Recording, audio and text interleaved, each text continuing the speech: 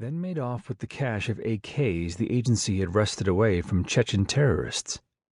Nick had crawled over to Danny and held her body afterward. Held her until he'd passed out from blood loss. His sole task that night had been to protect her, and he'd failed. But now things were about to come full circle. There was only one problem. The suits at Langley had clearly made a mistake when they'd fingered Miss Bradshaw as Dudayev's contact. Okay, so it was an understandable error. The bastard's last lover had been an Italian journalist who'd acted as his mole and messenger, until he'd killed her. Analysts must have assumed he'd recruited Miss Bradshaw when she'd interviewed him about his new art gallery and then begun dating him. As understandable as the error might be, nothing changed the fact that Nick had now wasted 3 weeks discovering that Holly Bradshaw was exactly what she seemed to be. An entertainment writer, a smart but shallow blonde, a woman who loved sex, expensive clothes, and good times with her friends. He'd explained all of this to Bauer, sharing every bit of intel he'd gathered on her. If Dudayev was about to sell the flash drive, the deal would go down without Bradshaw's knowledge or participation. Bauer had blown him off. "Stick with her. I swear she's the one." Some people just hated to be wrong. Next time would be better spent trailing Dudayev and hunting down the real contact, or sorting truth from rumor on the internal investigation and the missing and dead officers. Trust no one. Kramer had contacted him this afternoon, insisting they speak face to face. He'd be passing through Denver tomorrow and had asked Nick to meet him for lunch. Nick hadn't needed to ask what was on Kramer's mind. It wasn't unusual for an officer to be killed in the line of duty, but it was strange that Nick and Kramer had worked with all of them. Then Kramer had ended the call with those 3 words, and Nick's imagination had taken over. "They're ombre crystal pumps in royal blue with 4-inch heels." Nick took another swig of cold coffee. In his earpiece, Bradshaw and her friend Karen McMillan were still talking.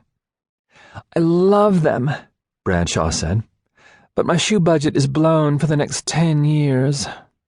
Nick doubted that. Bradshaw's daddy was a retired brigadier general who had served with U.S. Army intelligence, another reason analysts believed Dudayev had chosen her. And Daddy had created a nice little trust fund for his baby girl. "How much do a pair of Christian Louboutins cost?" McMillan asked. Nick ran through the key facts on McMillan, more to help himself stay awake than because he'd forgotten anything. McMillan, Kara, 40. Journalist, author, journalism instructor at Metro State University, wife of Sheridan Reese, Lieutenant Governor of the state of Colorado. No arrests. No suspected criminal associations. 3 children formerly employed by the Denver Independent on its investigative team, a.k.a. the I-Team. Met Bradshaw through work. Close personal friend. "Well, it depends on where you buy them, whether they're on sale, which shoe you choose, that sort of thing." "Holly," McMillan said in a stern voice. "How much?" Bradshaw hesitated.